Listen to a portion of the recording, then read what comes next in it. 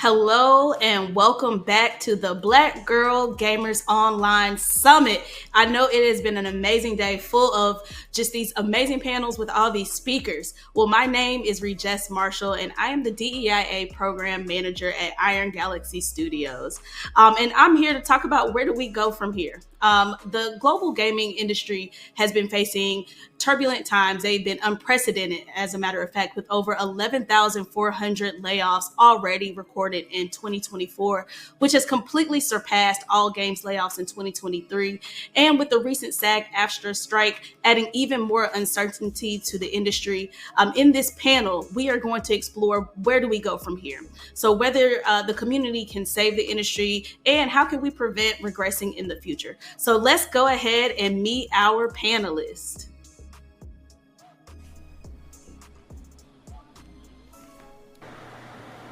I am thrilled to have such a knowledgeable group here today with me. Kate, let's start with you. Could you introduce yourself and tell us a little bit about you? Yeah, hi, I'm Kate Sanchez. I'm a recruiter over at Iron Galaxy. I work with the Jess, but I actually have about a decade of DEI work experience. Moved out of the academic field, switched into working at a nonprofit where we worked specifically on help writing white papers and helping legislation get passed to help marginalized communities here in Texas. And then from there, I went into the tech industry where I've been in recruiting in DEI, and I was at Meta first, and then I've been at Iron Galaxy for about a year running their university outreach programs and their talent sourcing and strategy. So that's me. Thanks, Kate. How about you, Chris? Hi everyone, I'm Chris Brett. I don't work for Iron Galaxy Studios. I'm a reporter in the games industry, and in the past I've worked for Eurogamer, but these days I am part of a team called People Make Games. We make short documentaries about the games industry over on YouTube, and yeah, it's my job to speak to game developers, hear their stories, and yeah, hopefully I can pass on some of what I've heard in this panel today. Thank you. I am extremely excited and looking forward to hearing from such knowledgeable people. And so now that we have gotten acquainted, let's go ahead and dive into this discussion. And I really want to start with just getting to the start of it, right? So we've just seen so many layoffs across industries, especially in gaming, but in tech overall. And it seems like it's just no end in sight. So what specifically in gaming caused these layoffs? So I think one of the pieces that I always like to start with when we talk about the layoff conversation or the gaming industry as a whole is to situate it within the larger context, which is that it functions like tech. The games industry, the only difference between that and the tech industry is that it's a passion industry, which means the pay is usually lower and you're usually working in at a different pace and for a smaller sized company. That being said, it still has the exact same issue. So what happened with tech globally and the game studios and the entertainment industry more globally is during COVID, there was a large expansion of their profits. And instead of adjusting for a contraction that would happen once everything started opening back up and people were in sometimes worse positions, they didn't do that. Instead, they still wanted to keep going exponentially higher in the budget category for higher returns, and they did not factor in that it was going to cool down. And that is what we've seen in tech. It's what we've seen here. And I mean, it's weird because it does feel more salient in the games industry because studios are smaller and there are entire studios closing. So it does have a heavier hit, but it's kind of it is a window into the larger issue right now that is the current job market. So thanks, Chris. Yeah, I think for me the reason this industry's been hit so hard by layoffs kind of comes down to three core reasons. The first is exactly what Kate has just said, that during the pandemic, games companies hired like crazy, and we saw that with tech as well, where the lockdowns meant that people were stuck inside. The products that these companies were making were seeing so much demand, and there was some amount of delusion, I think, about what would happen after those lockdown restrictions were lifted. Ultimately it was the employees who suffered the brunt of those decisions, of those mistakes in a lot of cases. think it's often the employees that end up getting hit in these kind of cultures. And as a follow-up to that, I also think that games in general these days have become so expensive to make and take a really, really long time to develop as well. So as the economic climate has changed so dramatically, companies have become more averse to taking risk, and they're less willing to pay a ton of people to work on a project that could take 5, 6, 7 years to complete. So that's part of it as well. And then finally, and this is a point that we're going to return to later in the discussion, I think, a huge problem is that workers don't have enough power in this industry, and that imbalance is being exploited massively. But yeah, I think that's something we will probably chat about at length later on. I did actually want to throw it back to you as well, guys, because so Iron Galaxy, I know had a project cancelled, but have so far managed to avoid layoffs in the aftermath of that. So if you don't mind me asking, like what's the difference there? Why did Iron Galaxy manage to weather it so far? From my perspective, and there's a really great write-up in Axios from our co-CEO, Chelsea Blasco, speaking about this very specific issue. But it is that we worked within scale. We work and we grow for the projects that we have. And while we anticipate projects that we will have, we're not outpacing, our growth is not outpacing our stability. And that's one of the really important things that our leadership has put at the front and center of our company culture, but also in their growth plans for the future of the company. Rajesh, do you have more to add? Yeah, in addition, I'd say it's also just like you said, some of just the business decisions that we have. We are fortunate to have different projects that we can work on. We're very multifaceted, and we diversify the types of projects that we work on, which allows us to hopefully insulate ourselves from certain industry effects, so that we have enough diversity of projects. Hopefully that way we can avoid major layoffs, in which we have been able to avoid major layoffs in the tenure of the company. And so that's something definitely that we're fortunate about, and we're definitely happy to be a part of. And I was really curious, Chris and Kate, we have this global perspective right here on this panel. How in your local markets and communities, how have you seen layoffs and studio closures and budget cuts been affecting? To give a very I was going to say, I was going to say, to start with a very personal anecdote. I do not have a single friend who has not worked at a place that had layoffs. I would say if the majority of our friends are couples, at least one person in that pair has been laid off. Both me and my husband, I was laid off from Meta at the end of 2022, and that first 10,000 more obviously came. And then my husband was laid off this year from his accounting job. Very different industry. He was doing it in restaurants, but that is still something that's happening. And I think one of the things that we're seeing happening within the community, I think the way that like all these budget cuts and constraints that are happening is because what you said, Chris, is absolutely right. It costs a lot of money to make games. But the other piece that I don't want to miss that is also hard is a lot of that money are salaries for people to be paid. And gaming is already underpaying people by a lot in comparison to what their market value of their talent is in the wider industries for their skill sets.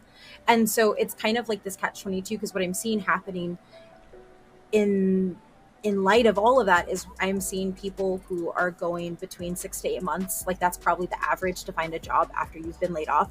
Engineers, it's probably a little bit smaller, but it's still really long. You're probably looking at 4 to 6 months.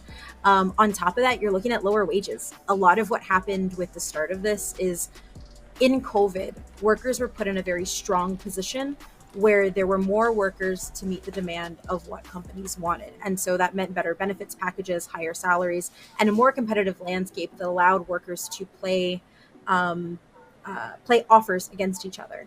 What's happening now that there are so few jobs and so many people laid off, you're having people who are seniors applying for mid-level roles. You're having mid-level people apply for entry-level roles. You're having people accepting half their pay just because they need a job and they're worried when the next one's going to come. And all of that is it's not being taken care of, it's heightening it. So like the largest community effect that the closures and all the budgets have is that ultimately workers' rights and workers' perspectives and ultimate living wage is being kind of just cratered down lower and lower because you just need to get by. And I think that that's probably like, and that may not be the best answer to this question, but I've been thinking about this question a lot. And I really feel from a personal perspective, it hits really close to home for me, and it hits really close to the friends who I have who are currently out of work. That is really the effect. We can see it from the studio level, whereas like, not as many projects are being taken on. But if we really focus on like the people part of this, like as you said, Chris, the employees that bear the brunt of the bad decisions that lead to this, that's how we see it, an erosion of workers' rights ultimately. Yeah, I've had an interesting experience recently, just to give maybe a UK perspective on this. In a lot of ways, the UK mirrors what's happening in the US and other places across the world. But I went to a games conference called Develop in the south of England recently, and the mood was pretty dark. I heard a lot of people talking about surviving until the end of 2024. It was like survive till 25. That was not till you're 25 years old, till 2025. Although maybe in the games industry, who knows? And yeah, maybe like the hopes that some kind of corner will be turned by then. Survival obviously means different things to different people. For the people who run studios, they're talking about making sure the business is still there by the end of this year, making sure there's enough runway left to exist until more funding becomes available. But for employees and people who've lost their jobs, like survival literally means paying rent and like trying to eke out a future in video games, like going forwards. And so yeah, I found it interesting to hear those kind of two perspectives side by side. Something else I also wanted to touch on that was quite present at that conference was the way in which like marginalized communities are being affected by this moment. I went to an LGBT kind of roundtable where discussions were happening about like the percentage of queer people in the industry compared to the percentage or the estimated percentages of queer people that have been laid off. And the reasons behind that, and so that's really worth thinking about. Like not just the number of layoffs, but the diversity of people that is being affected most by it. I think we won't really know the full effect of that until like a few years from now, probably. And yeah, final thing on the UK, I guess, in comparison, particularly to the US, is things are like really rough right around here at the moment. Like there are, like literally tonight, there's like riots happening across the country. It's rough. But something that is different between the UK and the US, and something I'm hearing developers talk about, is like if you're in North America, you're probably relying on your work for health insurance. Yep. And like your life, it can be affected in all sorts of different ways as a result of that. And so getting laid off is even more frightening. Not that there aren't tons of issues in the UK. We've got a cost of living crisis and everything else. But that's a sort of different perspective, I think, from over here, maybe.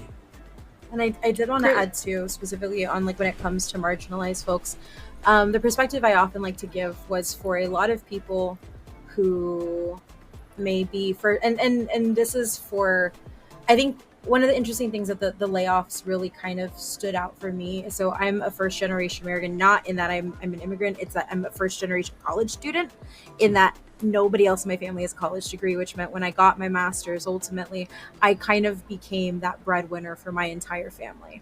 I became their safety nets instead of them being mine, right?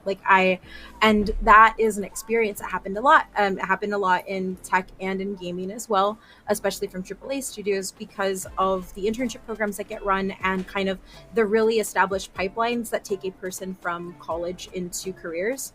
And what those jobs did was it allowed a middle class to start to grow. It allowed people who kind of never thought that they had access to that to build up. And from a very personal perspective, that safety, that security that I lost when I got laid off was very much my family's safety and security. And I think that that's something that we're seeing happening. And to the point of the disproportionate amount of marginalized people laid off, the other thing we have to look at is how the reset of pay scales is going to affect those very same marginalized people who are already underpaid per dollar, who are usually coming from other circumstances. And that is something that has cascading effects. Even when you do land your next job, even it can be a job that you love, you're still going to be facing that job, that insecurity, that home insecurity, because you don't know if you can pay your rent or your mortgage. You're still going to be facing the insecurities whether you can keep the lights on. And that is something that is very scary for people to hear. But I think people empowering need to hear it is that when you lay somebody off, you're not just affecting them for that one moment. It is not just them going to go and get another job. You're starting a domino effect in their lives that they may or may not be able to come back from, especially if they're single, especially if they're a single household, if they have kids. There's a lot of factors that come into play that makes it all really scary. And I think that, like, from the community perspective of what has been happening here as the market has become decimated, there's so much hopelessness that it is like, me and my friends say the same thing that you said they said at the conference. We just say we're just going to survive to 2025. We don't know how much longer we can go. We're just going to get through this year. Maybe it'll get better next year.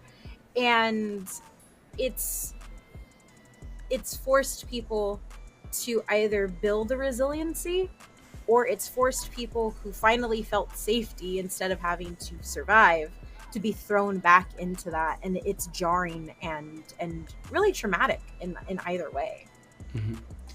Yeah, both of you are talking about survival and, let's survive till 2025. So are indie studios the new safe haven for gaming professionals?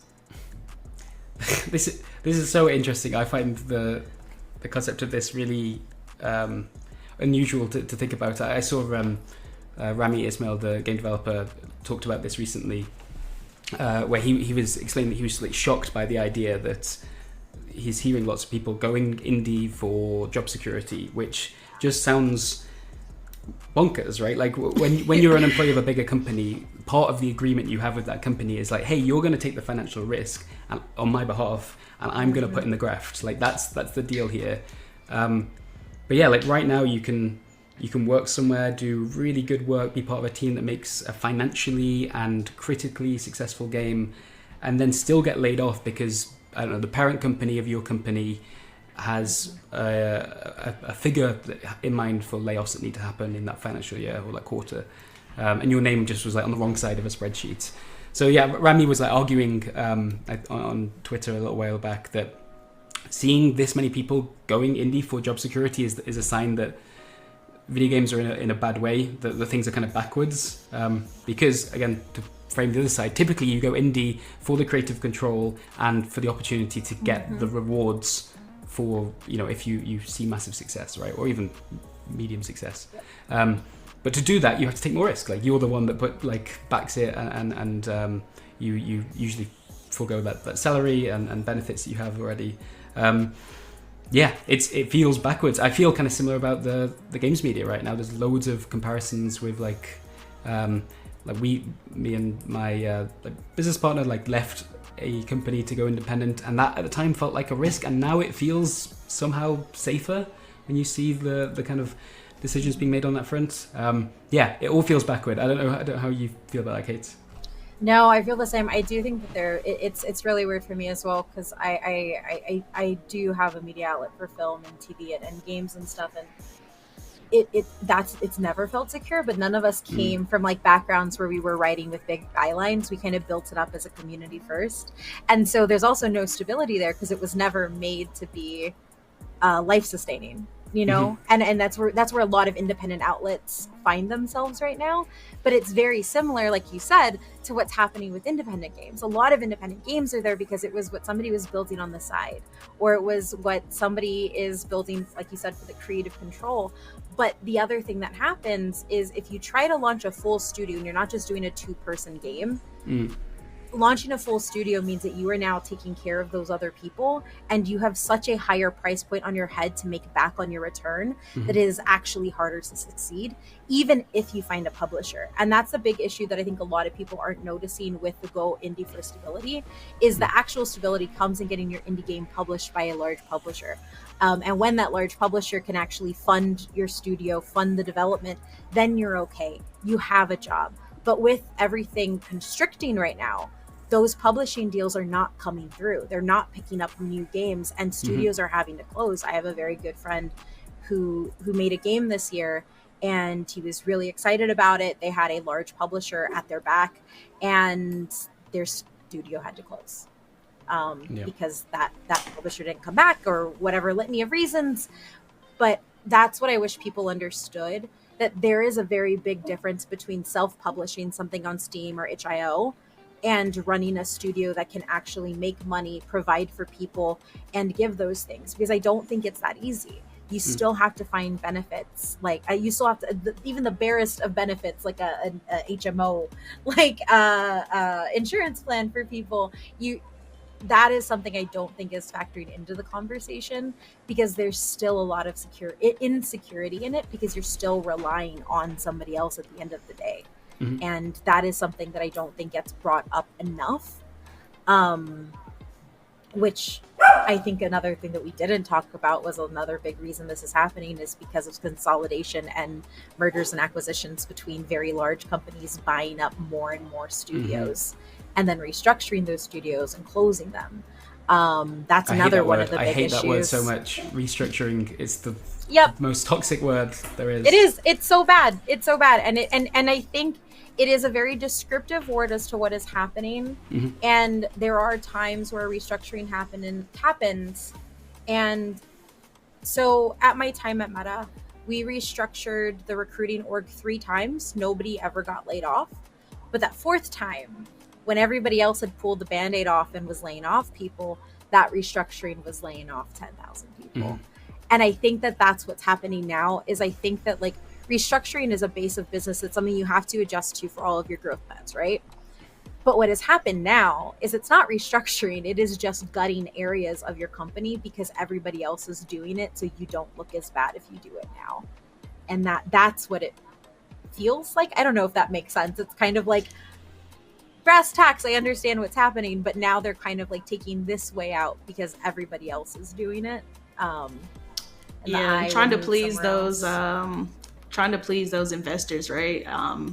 Trying to get that return, and everybody's focused on the bottom line instead of sometimes the people, which is one of the things that I wonder if leadership considered, right, when you saw that massive boom during COVID. Did senior leaderships of tech companies and game companies, did they consider, is this, would there be a downturn, right? Like, what did the financial models tell us was going to happen? I know we're no economists here, but I would think that at some point I would assume that it was a foreseeable downturn. What about y'all? Do you feel like this downturn was foreseeable? But more importantly, do you think that there's some avoidable, or do you think that's avoidable for the future? Can we make sure we never end up here again? Yeah, I think it's an interesting question. I think video games, as it stands, are like always going to be at risk of these boom and bust moments. But the way in which those downturns like affect people working in the industry has got to be managed more humanely. So that's the bit that I think can be addressed. There's something that can be avoided in the future. And again, I keep hinting that we're going to talk about this later on. Surprise, it's to do with unions. But yeah, I don't know. I don't think some of the economic factors like that have hit the games industry here can be avoided entirely. Like outside of the hiring rush in the pandemic, which I think it's just been shown to be a huge mistake across the board. I think that is something that absolutely, we can be so frustrated about and hold people accountable to. There are parts of it like to do with like the mega high inflation and then the interest rates that came through, which like I understand that the industry is going to be under pressure in those moments to lay people off, but it's the way in which that can I just mention unions real quick, because I feel like go ahead. I was going to say we're going to talk about like workers' rights here. Like it's about the people. So how can unions play a role in elevating workers' rights to protect them? I'm getting up in my chair. So I don't think there are many silver linings to look at in this moment. Like a brutal number of layoffs. But if we wanted to be optimistic, I think the effect that this moment has had on unionization is a positive. I think this has been a huge mask-off moment for the games industry in terms of seeing the massive difference in priorities between the people running these companies and the workers themselves. Like, there's a difference, right, between studios that are maybe on the AA level and struggling to make ends meet and maybe get hit by some kind of factor they weren't expecting. Sure, I understand that layoffs might need to happen then to save the studio, but you mentioned it before about the level of acquisitions we saw in the moment before this. Like, Microsoft spent something like $75 billion to buy Activision Blizzard, and then it was a long process to do that, but 3 months after the deal had gone through, 2,000 people were laid off. Like, that is not the same thing at all. That is something to be furious about, and it's something that unionization has to play a role in going forwards. Like, workers need to be able to like stand up to that moment. Everyone recognizes that this is like incredibly unfair, and workers do have a way of responding to that. I don't want to eat up all the time before the end, so Kate, do you want to No, I was going to say exactly to your point. Like, I do think unions is a core piece of this, and I think people need to use this moment to be radicalized in it, but also find the actions that they can take.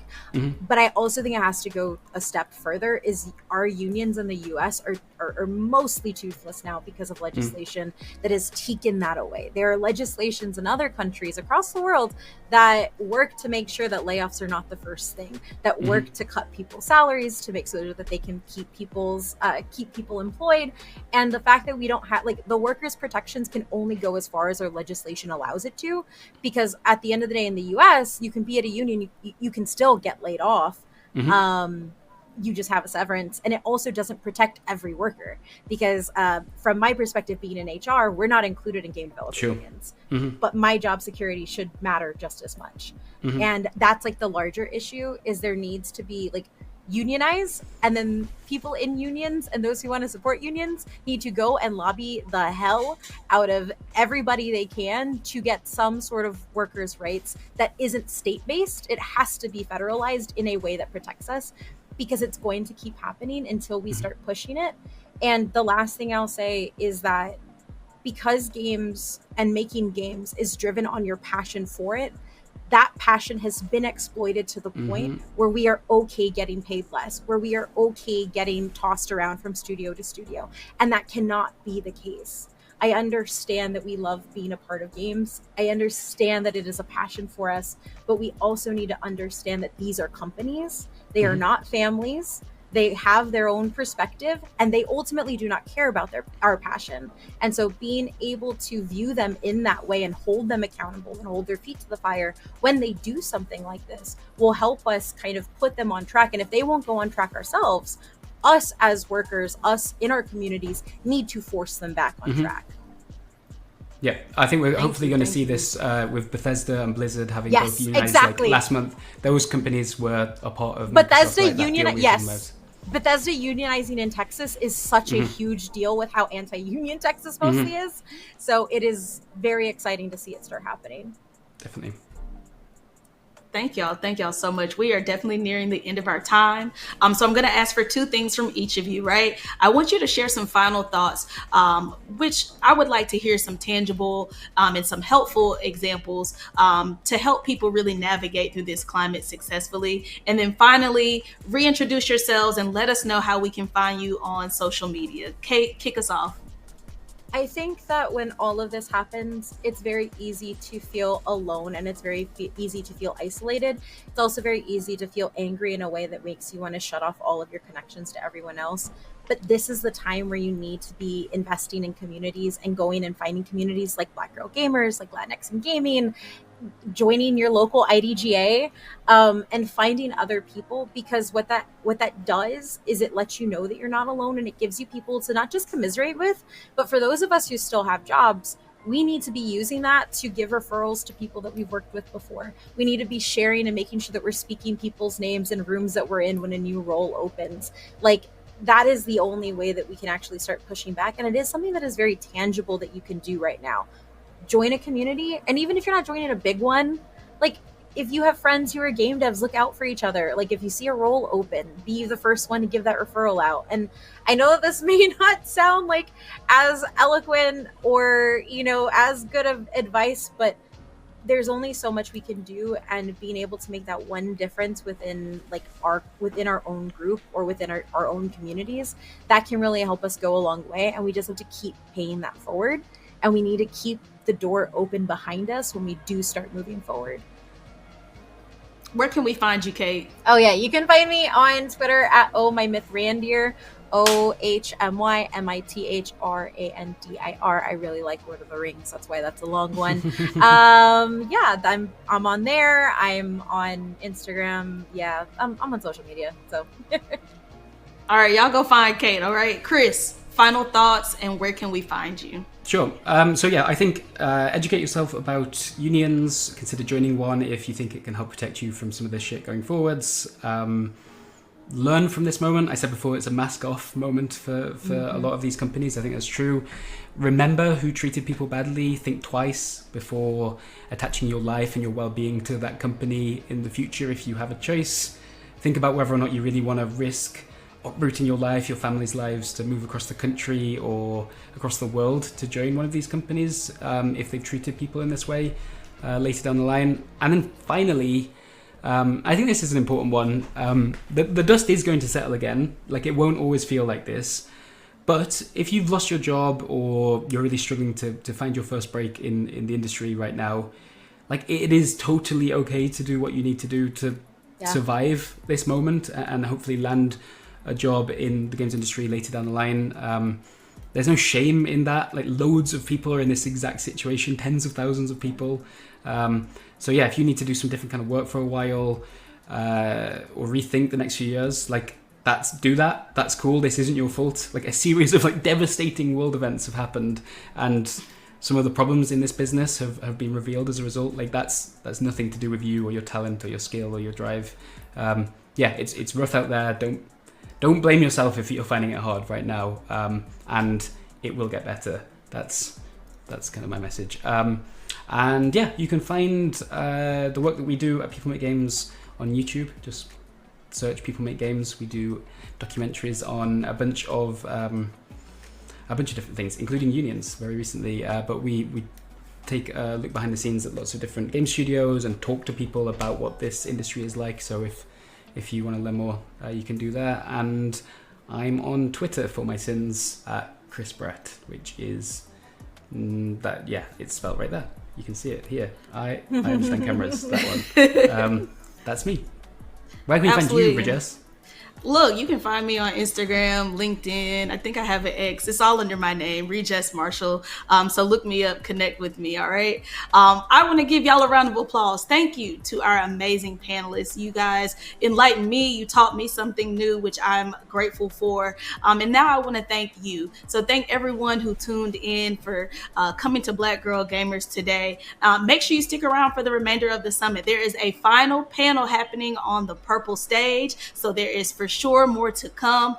Thank you so much, and we can't wait to see you next time.